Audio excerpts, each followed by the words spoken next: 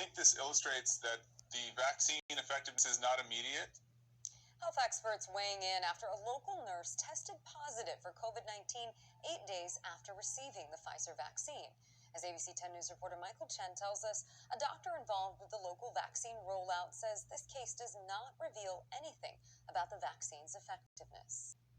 This was a Facebook post from Matthew, an ER nurse at two different local hospitals after receiving the Pfizer vaccine December 18th. He tells me his arm was sore for a day, but he suffered no other side effects. 6 days later, on Christmas Eve, after working a shift in the COVID unit, he became sick, he writes in another Facebook post. He got the chills and later came down with muscle aches and fatigue. The day after Christmas, he went to a drive-up hospital testing site and tested positive for COVID-19. Not unexpected at all, and when you work through the numbers, this is exactly what we would expect to happen if someone is exposed. Dr. Christian Ramers is an infectious disease specialist on the clinical advisory panel for the county's vaccine rollout. He points out it's possible Matthew may have been infected before receiving the vaccine, as the incubation period may be as much as 2 weeks. But Dr. Ramers says if Matthew did contract it after the vaccine, it's still in line with what we know.